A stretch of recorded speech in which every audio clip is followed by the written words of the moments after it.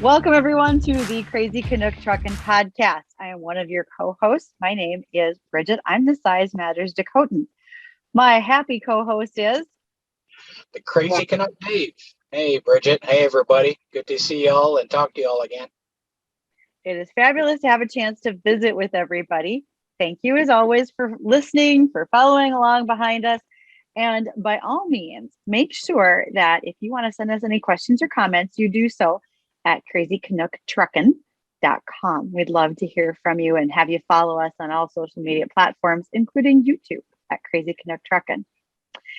So today I wanted to introduce Dave to kick off our discussion before I get into our 10 code, because I think they're going to tie in together pretty well. So what are we going to talk about today, Dave? Well, we've decided to do something a little bit different today, and we're not going to have a regular guest. What we are going to do is talk about drought conditions and talk about the things that I see on the highway and what you see when you're out scouting crops, and how that affects us and the stress that it puts us all under. And VIP is going to be more than just social media today. She's going to chime in once in a while. And her little boy, of course, is going to chime in, which is totally fine. So what do you have for a 10 code then, Size Matters? So I wanted to use 1022. And the reason is that's a report in person.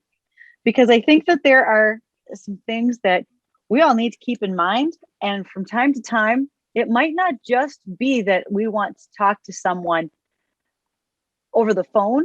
There are going to be times, I think, where we have to remember to maybe see someone in person, or when we do see them in person, recognize some of the signs of stress that might be going on in their lives. So speaking of stress and seeing the signs, what are you seeing out on the highway these days? Let's compare notes. Well, as far as people that I see, there's a lot of people that are hurting right now. A lot of people that are feeling stress. There's places that I go to where they're short-staffed because people aren't really too interested in coming back to work when they can get paid by the government. So they're working hard. Other people that are customers are upset because they want their stuff now. And I've seen a lot of fires and a lot of places burning up right now. And that, I mean, there's a perfect storm without any rain, you know, with all of this stuff that's going on right now. So you said something about shortages in supplies. So Victoria, as a consumer, are you noticing things on the shelves? What are you seeing when it comes to folks not going back to work or interruptions in the supply chain? I feel like a lot of the cleaning supplies and toilet papers and stuff are not getting there or being taken really fast again. I also see, as far as people and their jobs, especially down here in Missouri, I'm sure the whole world is like this, but staffing is a really tough issue right now. And here in the Missouri, there's I think it's a 20% rate of houses that are being bought or rentals. 20% of them are from people that are out of state flooding into Missouri because we're one of the cheapest markets. And right now our minimum wage is being raised where it was before I got out for work with him a year ago. It was like maybe $9 or $10. Now it's to where it's $14 to $15, and people that are paying less are doing signing bonuses just to get people to even start. So Bridget, Size Matters, what are you seeing? You're running around a lot of North Dakota, probably some South Dakota, Minnesota. What's the feeling you get of the general public out there right now? So I think right now, I'm going to take this from the stance of the agricultural world.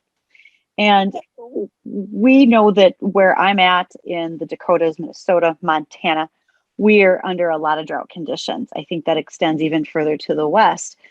Then once you get into the west, in Idaho and so forth. Now we're running into wildfires, and that's burning up pasture as well as cropland, etc. So there's parts of the country that are at record flooding conditions. So we have extremes, and they're very close together. Now, early on this season, I saw the worry lines and the concern in a lot of farmers as they planted a crop, and then it didn't rain and it wasn't growing. And they were very worked up. Do I continue to put money into this crop, or do I let it go? What should I be doing? And some just finally made the decision that there's only so much that they could do, and they would try to maintain best practices, whether that was with fertilizer or weed control, but they could not control what Mother Nature did.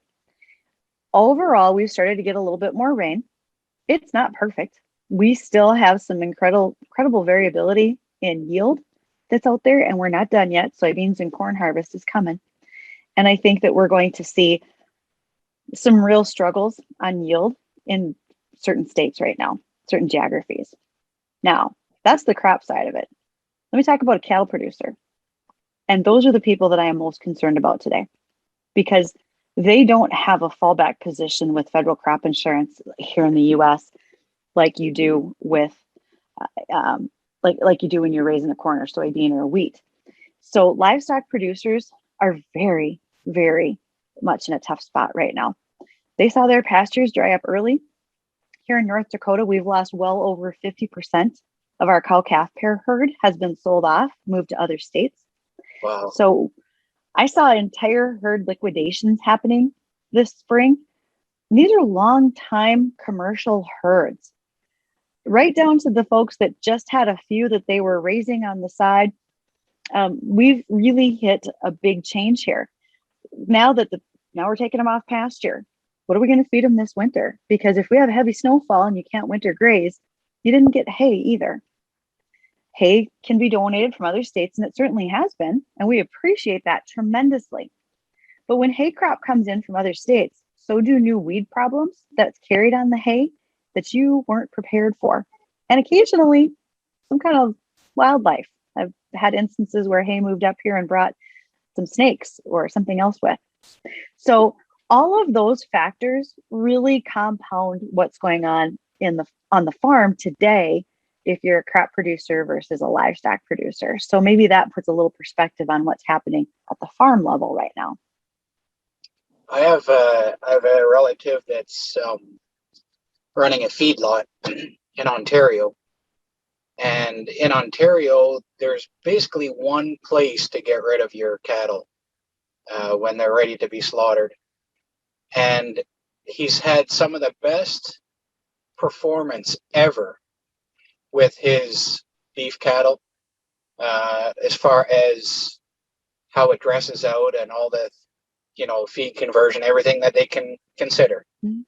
And he has still shipped many loads that were incredibly good that cost him money to ship. And that's another thing, where we're seeing record high prices for beef in a market, and and he's selling good animals and he's getting less money for them, and the processing plant is having record profits. Mm-hmm.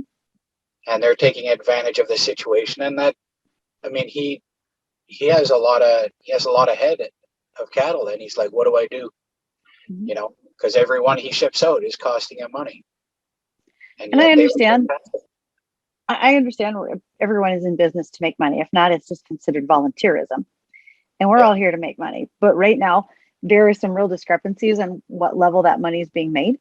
So to the consumer, I would say, remember, let's use the case of a hog farmer. A year ago, they were concerned about whether or not they had to euthanize some hogs because there was such a backlog at the slaughter facilities because of COVID, because there were not enough people at work that could process and keep the kill lines moving along. Well, now that hog farmer, it's back up to speed and they're able to ship hogs, but they feed a lot of corn and soybeans to those hogs, and those commodity prices are up. And so the input to that hog just got more expensive, and now it'll be processed. And we as consumers are going to start to see some real increases. If you haven't noticed them already, there's some real increases that are coming at the grocery store. And that's just in the product we put in, we put on the shelf. Don't forget, we've been dealing with plastic and cardboard shortages since everybody went home and shipping to homes increased. Packaging materials are short. And that also leads to shortages and costs at the grocery store. And I'm not sure people realize that as well. Yeah. Yeah. So, and, you know, a friend of mine needs to redo some of the electrical stuff in her house. She can't find any breakers. She can buy a panel, electrical panel for her house, but she can't find breakers. Mm-hmm. You know, and truck manufacturers, we got lucky with our trucks. We got our trucks delivered in April, but and I drive a Peterbilt, and right now Peterbilt is going back to the customers that have put a deposit down and said, it's going to cost you more money to get your truck, and we don't know when delivery date is going to be, but and we understand if you don't like that, and we will refund you your deposit 100% if you want to do something different. You know, but everybody's in a bind right now. So we know what the issues are. There's issues just about everywhere. Sure. What do we do about it? Because a lot of this stuff is completely beyond our control. You know, for some reason, and I'm not sure why yet, but for some reason they don't let us make all these decisions. I can't understand why that's the case, because we're so good at it. And we're so organized.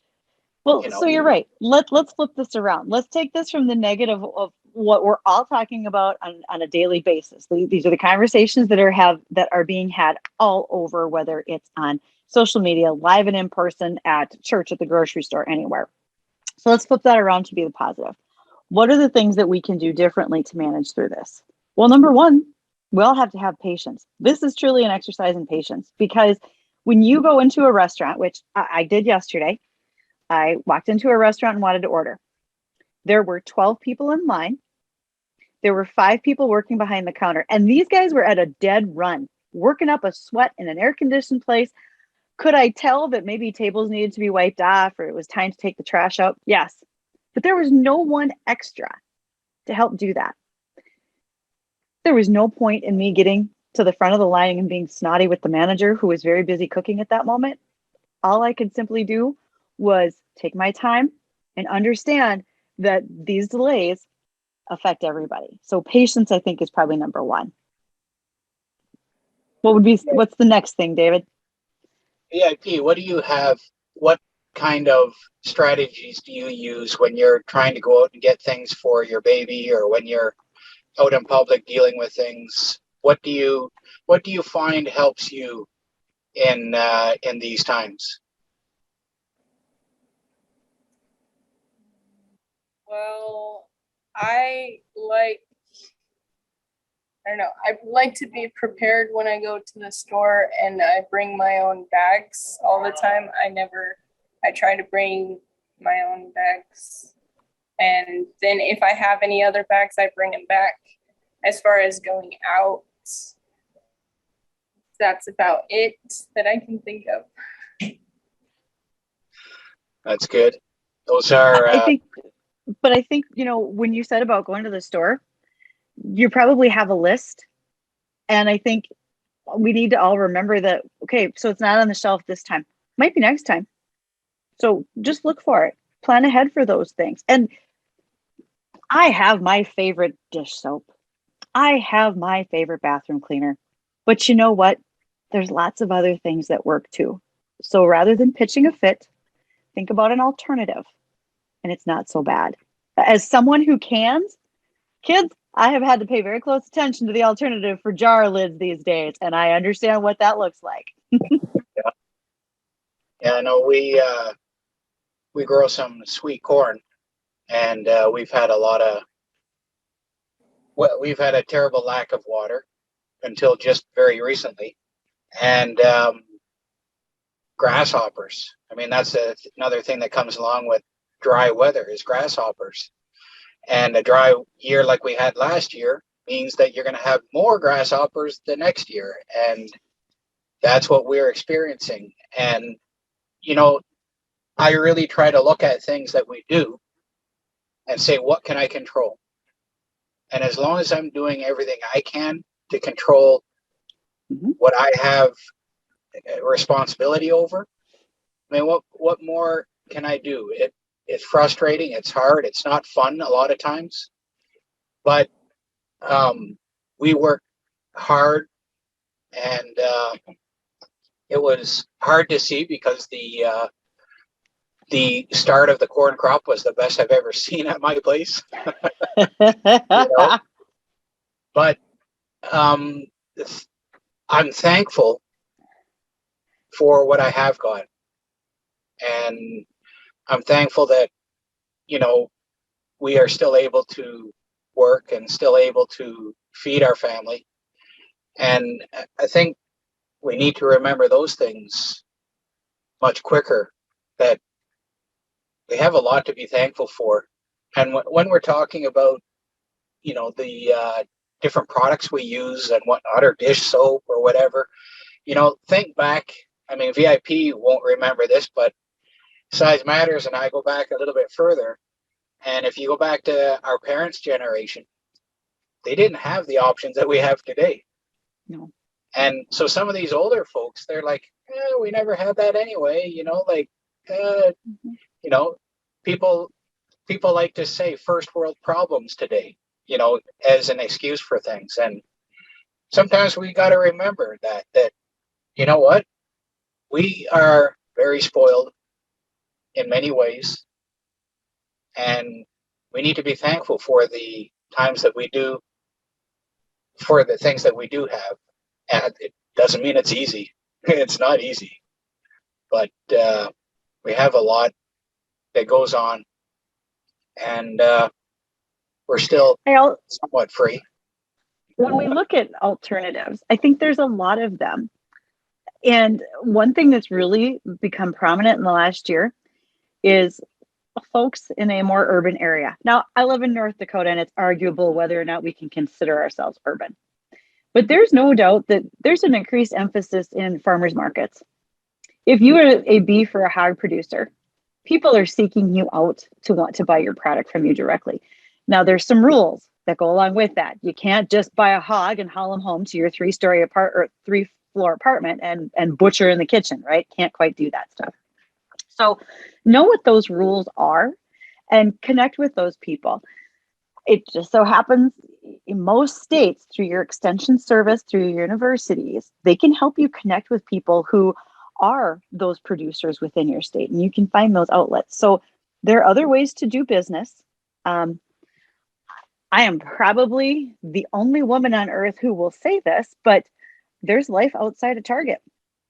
I mean, here in the States, that's a huge deal, right? And I actually divorced Target about 5 or 6 years ago, haven't been in since, and I've survived.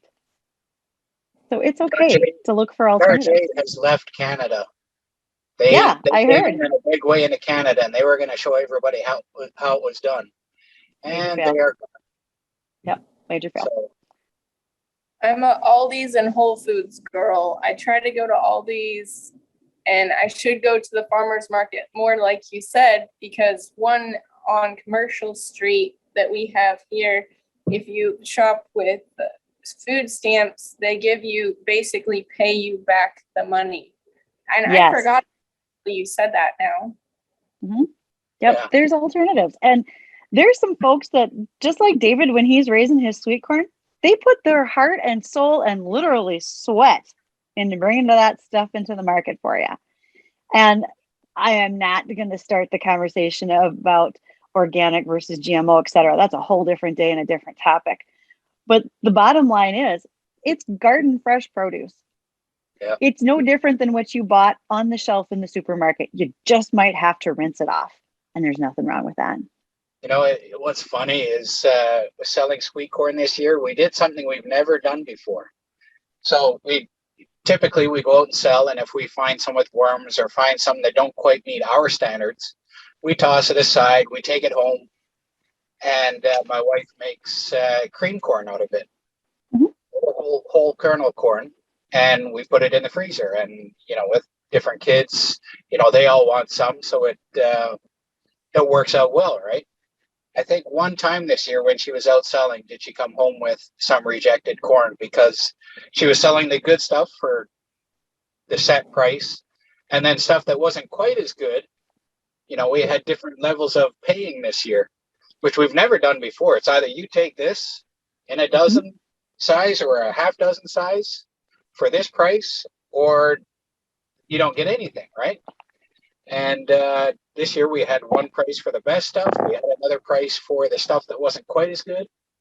And then we still had rejects that we're throwing aside. And people came and bought the rejected stuff. Stuff that we would never, ever be able to sell in past years. They're just like, can I take that? Can I take that? It's like, it's rejected stuff. It's maybe been eaten by grasshoppers or some other things. It's not perfect corn. You'll have to chop some off or whatever. And they're like, we don't care. It's fresh corn. Now, one other thing, I think there's a different perspective that we can take this from. And for those of us who garden, or someone like yourself raising sweet corn, and we have extra, because you're talking to someone who, it's a long story, but let's just say I wound up with way more green beans all at one time and literally took 3 paper grocery sacks of green beans to my local food pantry. Yep. When we have those times of excess, let's not forget to help someone else out, because I know there's lots of other people who don't have the yard space that I do to raise my own garden.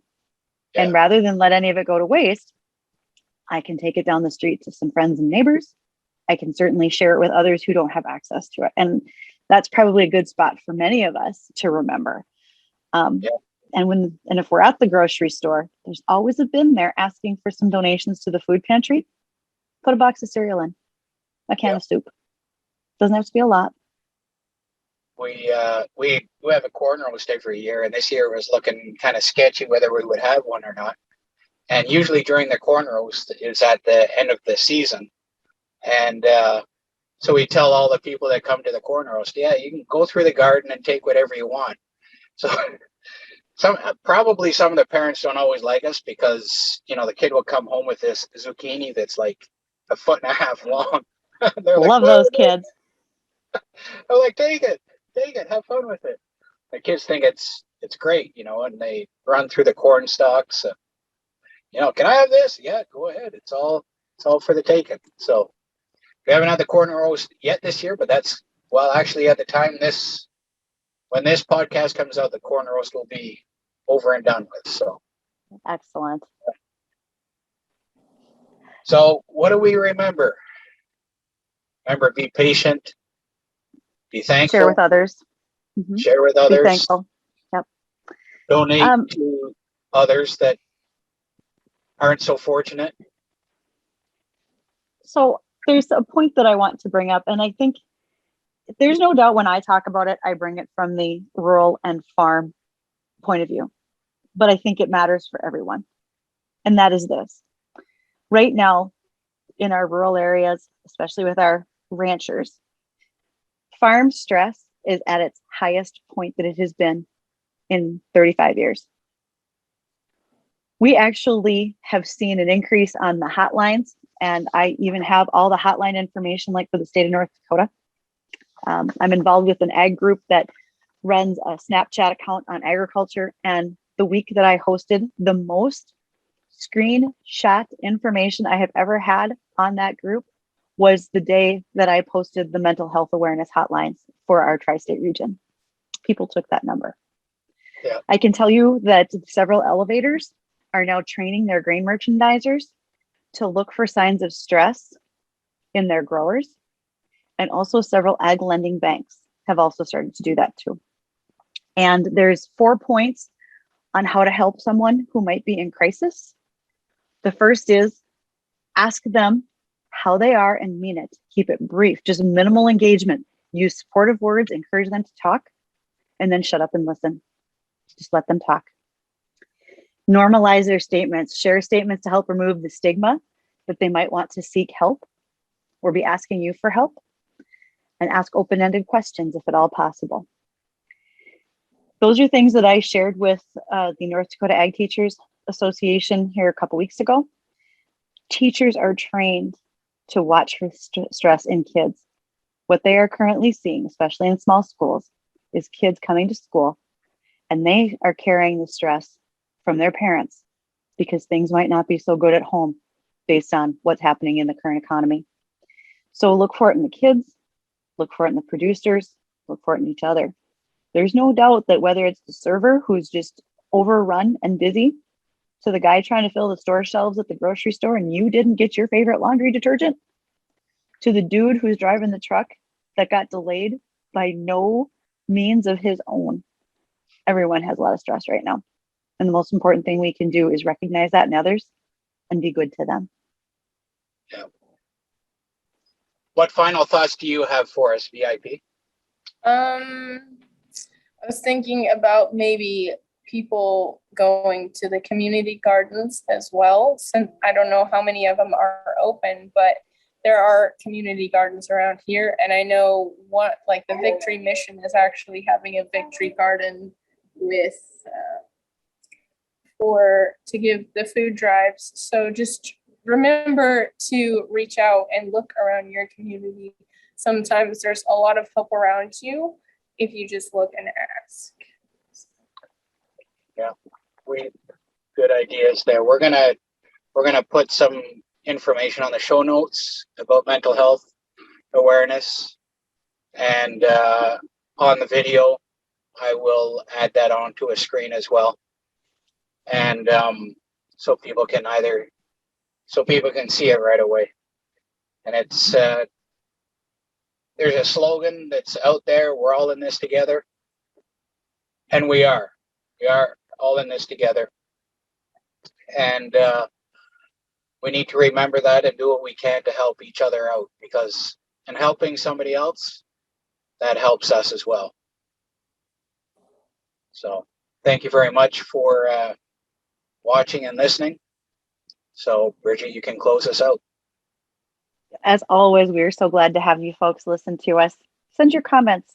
This is a conversation that I think many of you are having, and you probably have some feedback. We'd like to hear it. You guys have a great rest of your day. Thank you. Alrighty.